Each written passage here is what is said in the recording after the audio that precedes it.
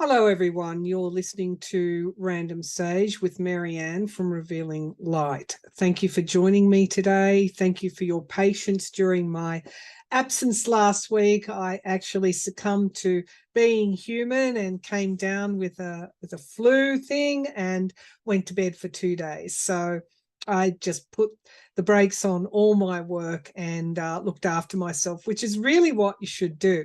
So if you're one of those people who actually tries to push through, who, goes to work even though you're sick, I know I used to do it, take it from me. Okay, if I've learned anything from my health battles over the decades, is that you're doing yourself no favors when you try and push through something. Just stop, listen to your body, and take the time off. Okay, today I want to look at a number of things, I guess, current affairs, and try and put some perspective around things. I guess, events that I've noticed occurring that have, I wouldn't say they've triggered me, but they've kind of confirmed to me just what a period of time of madness that we've been through. I've always said that what I saw playing out in the United States with the former President Trump and the way people seemingly lost their minds, hopped on the Trump train, overturned these norms. Some would say a shake-up is good. Yes, a shake-up is good, but this went far, far, far beyond that and ended up with an attempt to overturn a democratic election in the world's powerhouse bastion of democracy, the United States. But in looking at all the events over a number of years, this travesty, this period of learning, I'll just say learning, was always going to happen. It was time. It was time for that shake-up. And isn't it unfortunate that the wrong choices were made around the wrong candidate to do that? And in fact, what was delivered was absolutely the opposite of what was promised. And that's the nature of the con, isn't it? That's the nature of the con man, the confidence man, as Trump has been called. It's about coming in and saying all the right things, but what is underneath is something far, far different. I was I guess, caught by a news report this week around Trump. The former President Trump was arraigned in Miami in Florida on a number of very, very serious charges to do with concealing, lying, taking top secret classified documents. And some would say, well, they're his. No, they're not his. Some of those documents, just as an example, why would I care? I'm here in Australia, were to do with the Five Eyes intelligence program pact between the US, Australia, UK, New Zealand, and Canada.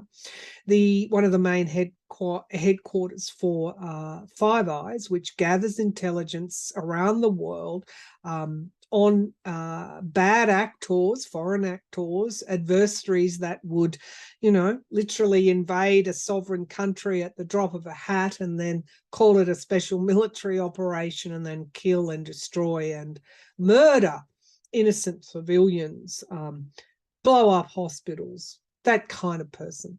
We gather up those intelligence, and one of the main headquarters for Five Eyes is in Pine Gap in Australia. So not only did you have US nuclear secrets that he took that were stored in a bathroom, in a toilet, in a shower, on a stage, in a storeroom, boxes overturned, classified documents redacted, classified documents beeping out, in a country club, for goodness sake.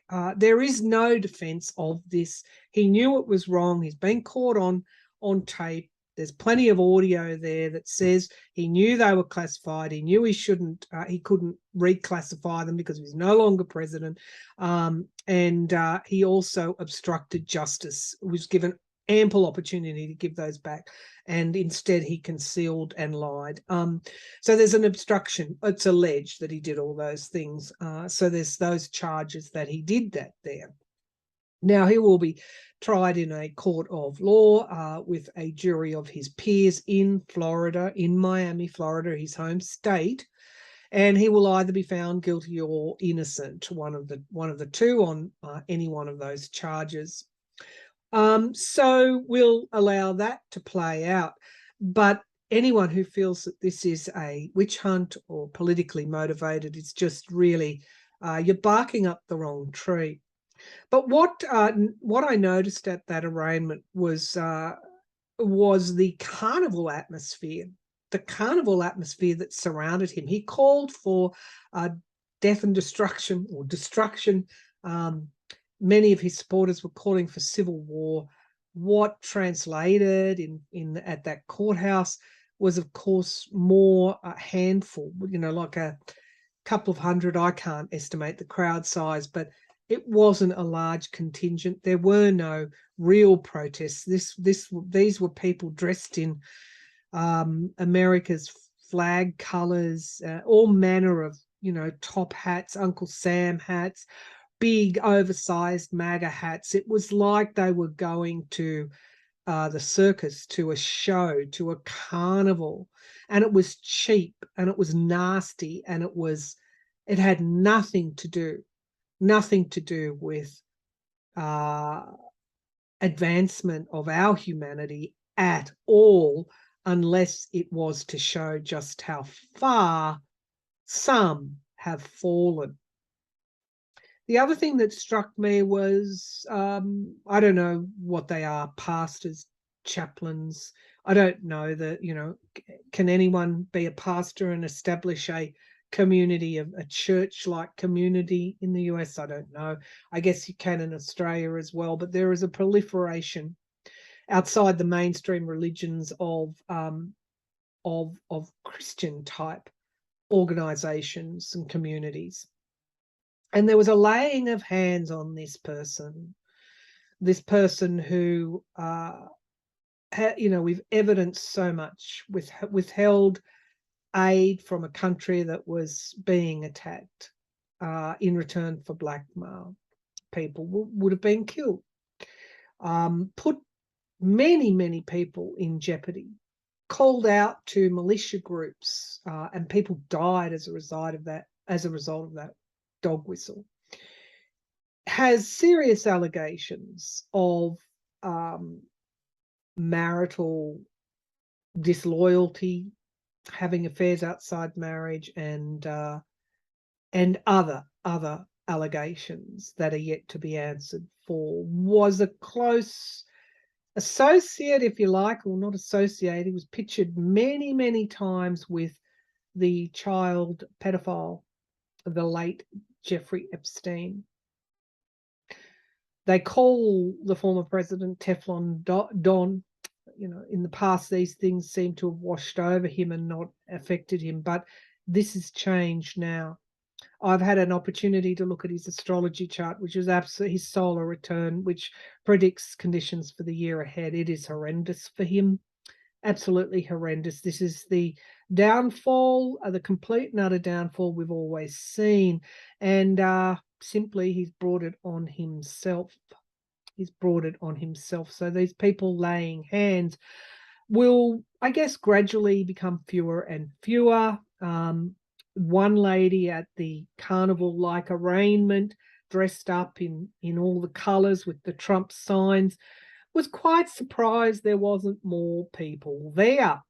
What was she missing out on? She was missing out on a chance to go to the circus with all the fun and the thrill and the spill and the stimulus of going to the carnival, to the circus, the rides, the euphoria, the highs. She'd missed out on that because there weren't that many people there. And when questioned why she came, she was a little bit reticent. She said, "Oh, well, I came to see if he was guilty or not, and I expected more people to be here." Okay, so why do we need this false stimulus? Why do we need to have you know, whether it's the carnival like atmosphere of the Trump arraignment, or one of his rallies, or you know, the virulent attacks on Twitter or Facebook or whatever it is. Why do we need this? I would call false stimulus. Why do we need that? Because it replaces the empty space in between. It replaces the space that we would normally have to learn, to examine, to critically examine not just others but ourselves. It replaces all that. Heaven forbid that our attachments or our addictions might show up, and we might, you know, have that light bulb moment where we have to change something. Heaven forbid that that would happen. No, we fill our time with all sorts of things that stop us learning. But not everybody does that. Not everybody does that. And so humanity marches forward and uses this era, this time that we're in, as a learning experience. One of the things that that struck me also was the strength of the special prosecutor Jack Smith in bringing a former president to an indictment stage, with all the dog whistling to the militias and to those that would be disloyal to the government to try and stop this from happening. He was in the courtroom. Special prosecutor Jack Smith headed up the investigations, brought the charges, will bring more charges, by the way. He has really headed Trump off at every single turn.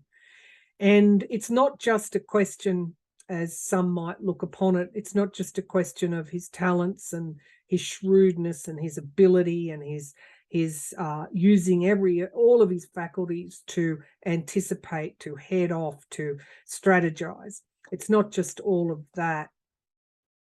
It's the fact that he's been strong enough to take on the former president and win. No longer is Teflon Don. Things are starting to stick. So Jack Smith, special prosecutor Jack Smith, the Department of Justice plucked him out of The Hague.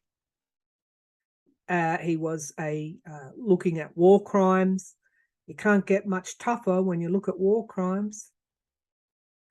There are all sorts of obstacles bringing war criminals to justice, just as there are with trying to bring Putin to account for what he's done to Ukraine.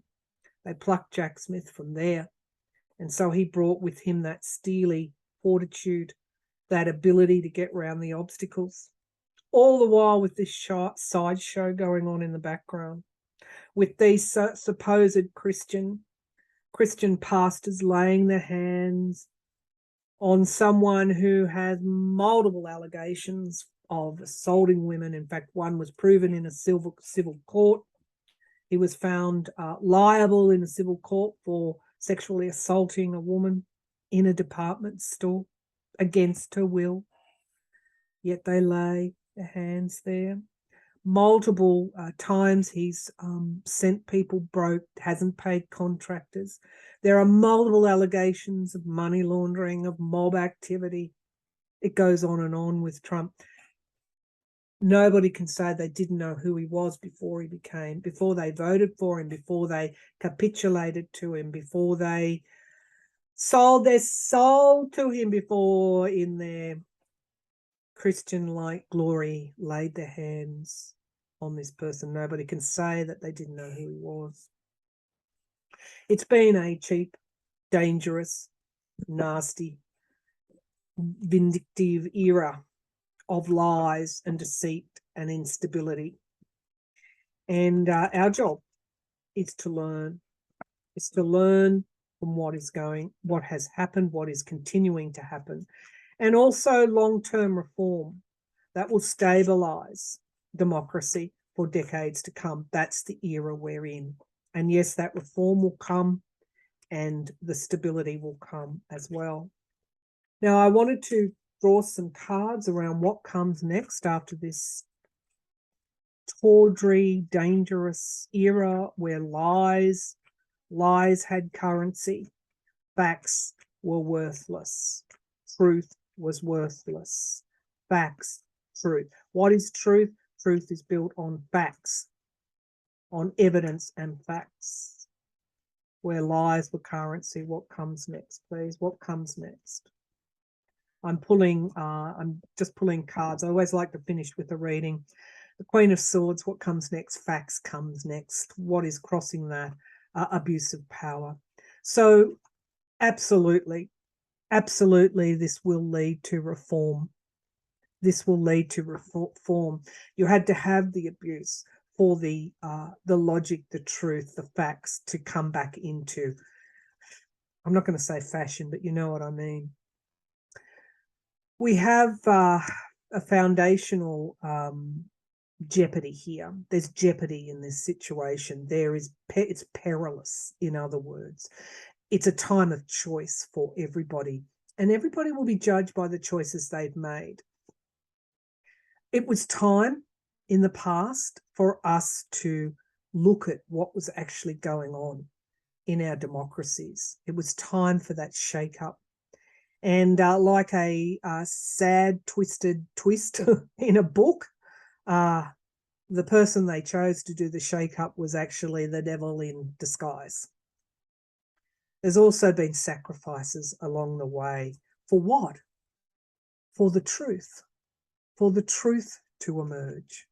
Truth based on strong foundations of fact and evidence. And it's accepted truth. It's widely accepted truth. Things are changing. Things will change. What comes next? It'll be quicker than what we think. It will be quicker than what we think. We are moving quickly now to re-establish order and to bring this cycle to a close. Because why? Because our stability has been threatened. Because our security and our ability to provide security for ourselves and our families and our children and our children's children, we fear that we've compromised that. It was an inevitability. Just like our grandfathers and our fathers and our great-grandfathers went to war at a perilous time. If we look back in the history of even World War I, with Archduke Ferdinand, of course, the former president was positioned in one of his speeches in front of a painting of Ferdinand responsible for World War I. Just as it was back then, it was an inevitability that we'd have to confront these dark forces, and we have finished them. Finished them. Finished them. Look at those outcome cards. Judgment and death. Karmic end of a cycle, and moving in, as some would say, to the age of Aquarius, when Pluto, powerful Pluto that exposes corruption, moves into Aquarius, the air sign Aquarius, the Ace of Swords, the age of truth. Okay, I want to finish one of the things that has, part of this cheap and nasty, demeaning carnival show is the banning of books, many, many beautiful books in America. I hope I never, ever, ever see that in my own home country. I hope I never see that. I read somewhere today where libraries are one of the last places in the world where you can go and get something for free. What do you get? You get books, you get knowledge, you get learning. Now, this book was a gift from my sister on my birthday. It is by Elizabeth Strout. It's Lucy by the Sea. She covers the period of the pandemic. We haven't really unpacked that pandemic yet, have we? She's leaving the city. She's a middle-aged woman. As we drove out of the city, I looked at the daffodils that were out by the side of my building and the trees blossoming near Gracie Mansion.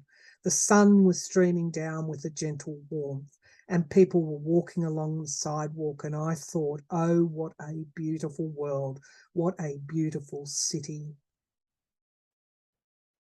As she drove on and left the city to avoid the plague, the paragraph reads, "What is strange as I look back is how I simply did not know what was happening."